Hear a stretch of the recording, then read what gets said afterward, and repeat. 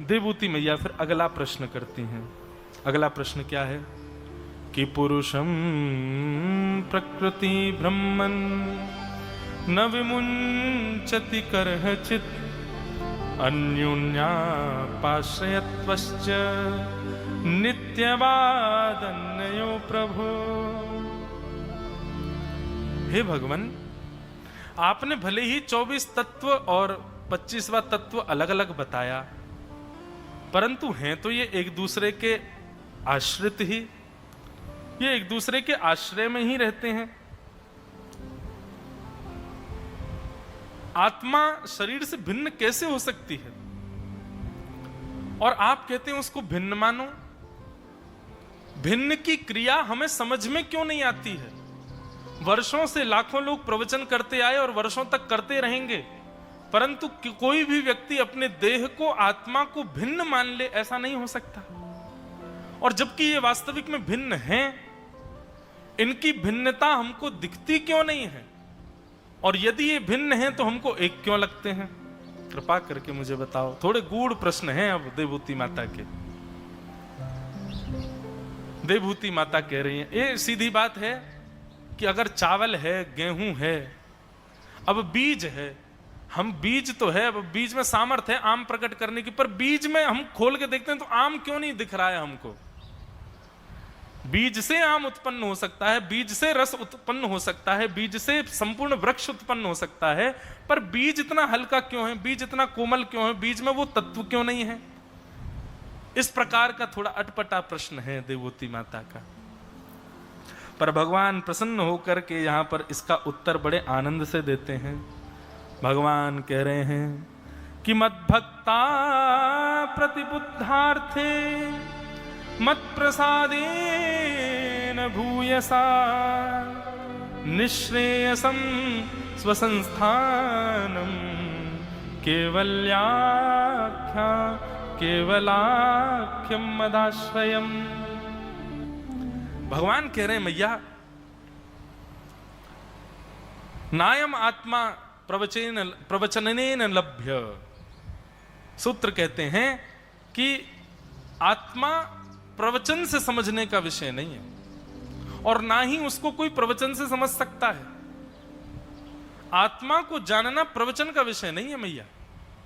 तो जेहि जानहि देहु देहु जनाई, जेहि जानत जेहि देहु जनाई, जानत तुम ही हुए जाए, जानत तुम ही हुए जाए, हाँ जानत तुम ही हुए जाए, जानत तुम ही हुए। भगवान कह रहे हैं मद भक्त, मेरे जो भक्त हैं, जिन्होंने अनंत जन्मों तक मेरी खूब भक्ति करी है, मेरा खूब श्रवण किया है, मेरी खूब सेवा करी है, जो मुझे प्रिय लगने लग गए हैं मैया, उन पर जब मैं कृपा भर के देख लेता हूं ना, तब उनको आत्मबोध होता है। प्रवचन से केवल समझा जा सकता है, माना जा सकता है कि चित्त और शरीर अलग है, आत्मा और शरीर अलग है, पर इसको भली भांति समझने के लिए तो मेरा प्रिय बनना पड़ेगा। उसके लिए तो आपको 24 तत्वों से मेरी प्राप्ति करनी पड़ेगी, और जब मुझे प्रिय लगने लगोगे तब मैं कृपा भर के देख लूंगा, और कृपा भर के जैसी मेरी दृष्टि पड़ेगी तो मेरे दृष्टि पड़ते ही उसको बोध हो जाएगा, उसको पता चल जाएगा कि वास्तविकता क्या है। रावण महाज्ञानी है, परम ज्ञानी है, संस्कृत के सूत्र बोलता है, संस्कृत के ही भाषा में चर्चा करता है, सब कुछ है उसके पास, पर अभी तक हरि प्रिय नहीं बना है, इसलिए अपने ज्ञान से कभी इस तत्व को जान ही नहीं पाया कि शरीर का धर्म क्या है। मैया, प्रवचन से सुनकर के तो केवल भक्ति बढ़ाई जा सकती है, देह को और देह में रहने वाली आत्मा को विलग नहीं माना जा सकता। आप तो केवल भक्ति बढ़ाओ मैया। आपने प्रश्न किया इसलिए मैं आपको उत्तर दे रहा हूं। पर आप तो भक्ति मार्ग को अपना करके मेरी भक्ति करो, मैं प्रसन्न हो जाऊंगा। तो जे ही जानत जाहि देहु जनाई, सो ही जानत जाहि देहु जनाई। वो ही जान पाएगा जिसको मैं जनाना चाहता हूं, और जो मुझे जान लेता है जानत तुम ही हो जाए, वो फिर मेरा ही हो जाता है। इसलिए मैया ये समझने का विषय तो सामान्य नहीं है, इसके लिए तो मेरा भक्त बनना पड़ेगा। भगवान देवहूति माता को कह रहे हैं, देवहूति माता कह रही हैं, अब मुझे आपकी भक्त बनने के लिए क्या करना होगा, कृपा करके मुझे बताओ। हे नाथ, मैं आपको कैसे प्राप्त कर सकती हूं, आपकी शरणागति मुझे कैसे मिलेगी, उसके लिए मुझे कुछ उपाय बताइए, मैं उनका पालन करूंगी। तब भगवान यहां पर अष्टांग योग का प्रवचन करते हैं। ध्यान से सुनिएगा, जिनको याद है अच्छी बात है, इनका विवेचन पूर्ण सुनिए, और जिनको याद नहीं है वो लिख लीजिए। 8 प्रकार के योग हैं। मेरी प्राप्ति के लिए मैया सबसे पहले मन एकाग्र होना बहुत जरूरी है, और मन की एकाग्रता के लिए ये 8 प्रकार के योग हैं। कौन कौन से? यम, नियम, आसन, प्राणायाम, प्रत्याहार, ध्यान, धारणा और समाधि। ये 8 प्रकार के योग हैं मैया, जो इन अष्टांग योगों का पालन करेगा और अष्टांग योग के द्वारा मुझे ध्याएगा, मुझे धारण करेगा, उसको मेरी प्राप्ति निश्चित हो जाएगी। अब भगवान, ये अष्टांग योग आप अलग मत समझिए, ये भक्ति का ही सूत्र है। वैष्णवों के करने, पहले भगवान ने यह बता दिया अनमित्ता भक्ति से मैं प्राप्त होऊंगा, पर अनमित्ता भक्ति करने के लिए प्रकल्प क्या होने चाहिए, अब ठाकुर जी वही बता रहे हैं। अष्टांग योग सबसे पहला। अष्टांग योग में सबसे पहले योग का नाम क्या है? यम। यम का मतलब क्या होता है? अपनी इंद्रियों के इच्छाओं के दमन को यम कहते हैं। जो इच्छा प्रकट हुई है उस इच्छा को तुरंत दबा दो, उस इच्छा को पूर्ण मत करने दो, उस इच्छा पर थोड़ा चढ़ करके वहां पर अपनी इंद्रिय को दबाने का जो प्रयास करते हैं, इस प्रकार सर्वांगीण इंद्रियों पर जो दम करते हैं, मतलब उन पर वश करके रखते हैं, उन इंद्रियों को व्याकुल नहीं होने देते, विचलित नहीं होने देते, ये अष्टांग योग का पहला योग। जैसे कि दत्त धाम में अपने आप यम का पालन हो रहा है, और जो यहां रह करके भी नहीं कर रहे हैं वो गलत कर रहे हैं। यहां यम का पालन हो रहा है। यम माने इंद्रियों की इच्छाओं का दमन। इंद्रियों की इच्छाएं कैसी हैं? जीव को चाहिए गोलगप्पा खिलाओ, पानी पूरी खिलाओ। मैं बता रहा था एक दिन एक परिवार तो मिसल पाव पाने आया था यहां पे पास ही कहीं। अब जीव की इच्छा है, विश्वास मानिए, जैसे ही कोई इच्छा प्रकट हो, भगवत संबंधी से विमुख इच्छा, उस इच्छा को पूर्ण ना करने का पूर्ण योग बना करके बैठो। और बंधुओं, इसमें एक उपाय बताएं आपको। इंद्रियां जब भी आपको व्याकुल दिखती हों, जब भी लगता हो कि मेरी इंद्रिय ये विचलित हो रही है, थोड़ी ये नहीं मेरे से मान रही है, मैं इस पर वश नहीं कर पा रहा हूं, इसको नहीं रोक पा रहा हूं, तो एक सूत्र समझ लीजिए, अष्टांग योग का ही सूत्र है। जब भी कोई इंद्रिय विचलित हो, तुरंत उस इंद्रिय के विचलन होने पर ही हाथ धोइए, पैर धोइए, तुरंत आसन पर बैठ जाइए। श्री कृष्ण गोविंद हरे मुरारे, हे नाथ नारायण वासुदेव, हरे राम राम राम हरे हरे, हरे कृष्ण कृष्ण कृष्ण हरे हरे।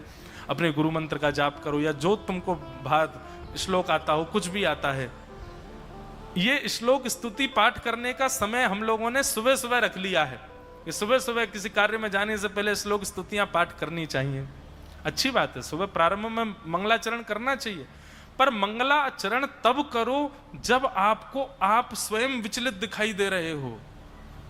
उसी समय भगवान नाम हरि नाम गाने लग जाओ, उस समय ठाकुर जी के मधुर संकीर्तन का आर्तनाद करो, उसी समय गुरुदेव के द्वारा प्रदत्त मंत्र का उच्चारण करना प्रारंभ कर दो। आपकी इंद्रिय अपने आप शांत हो जाएगी, आपकी इंद्रिय अपने आप उस इच्छा को दमन कर देगी।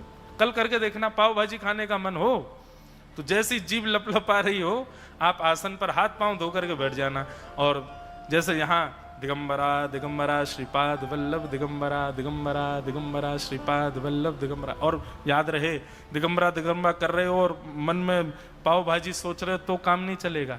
उस समय यही षडभुज श्री दत्तात्रेय भगवान की सुंदर प्रतिमा का, सुंदर उनके विग्रह का स्मरण करो। कैसे नेत्र हैं, कैसी हस्त हैं, कैसे चरण हैं। जो विग्रह आपको प्रिय लगता है ठाकुर जी का, उसका चिंतन करके नाम संकीर्तन प्रारंभ कर दो। आपकी वह इंद्रिय की इच्छा उसी समय समाप्त हो जाएगी। नहीं हो समाप्त तो आके कहना मुझसे। ये की हुई एक्सपेरिमेंटल आपको एक एग्जाम्पल दिया है, और ये किसी भी इंद्रिय पर लागू हो सकता है, चाहे वो श्रवण इंद्रिय हो, दर्शन इंद्रिय हो, ग्रहण इंद्रिय हो, रसना इंद्रिय हो, त्वचा इंद्रिय हो, हस्त इंद्रिय, चरण कमल की इंद्रिय, गुप्त इंद्रिय। किसी भी इंद्रिय के प्रति इस फॉर्मूला को लागू करके देखिएगा। चित्त में ठाकुर जी का दर्शन और नाम जप अपने आप। देखना इंद्रियों के न घोड़े भगे, उनमें हरदम जो संयम के कोड़े पड़े। वैष्णव यदि बंधुओं संयमित नहीं है तो वो वैष्णव नहीं है।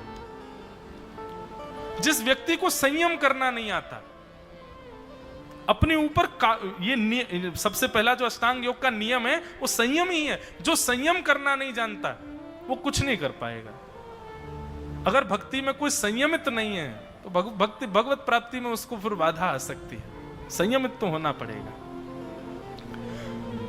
उनमें हरदम जो संयम के कोड़े पड़े, अपने रथ को सुमार्ग लगाते चलो, कृष्ण गोविंद गोपाल गाते चलो। ये इंद्रिय रूपी घोड़े हैं, इन पर सबसे पहले संयम रूपी कोड़े बरसाओ, रोको। अच्छा, कीर्तन अब कई बार ऐसा होता है कि कोई इच्छा हो रही है आपकी, लेकिन साधन नहीं है, आप जानते हो कि मिलेगी ही नहीं, तो उसको कहीं ये मत सोच लेना कि मैंने यम किया। समझ रहे हैं ना बात को? कोई इच्छा आपकी प्रकट हो रही थी और आप चाह करके भी उसको नहीं पा रहे हो। जैसे अब मेरा नियम है कि मैं आश्रम परिसर से बाहर नहीं जा सकता, केवल गंगा जी जा सकता हूं। अब मेरा कुछ खाने का, पीने का, करने कुछ भी इच्छा हो तो मेरे संग स्थिति क्या है? मेरे पास साधन भी है, मेरे पास करने के लिए इंद्रिय भी है, मेरे पास व्यवस्था भी है, पर मैं बाहर ही नहीं जा सकता, नियम में बंधा हूं। और इस नियम की वजह से अगर मैं उस साधन का त्याग कर दूं तो ये यम नहीं कहलाएगा। क्यों? व्यवस्था ना होने के कारण आपने उसका त्याग किया है, ये यम नहीं है। कल व्यवस्था टूट जाएगी तो कल जाके भोग लोगे उसको आप। इसलिए यम क्या है? बोले तुरंत उसी क्षण भगवत स्मृति करके उस इच्छा को नष्ट ही कर देना, इसको यम कहते हैं। वो इच्छा प्रकट ही ना हो। अब हाँ, 2-4 दिन तो नहीं होगी, फिर तो हो ही सकती है, पर 2-4 दिन के लिए वो नष्ट हो, उसके लिए तो आपको हाथ पांव दो, ठाकुर जी का स्मरण करो। यम, अपनी इंद्रियों पर काबू करो। दूसरा नियम,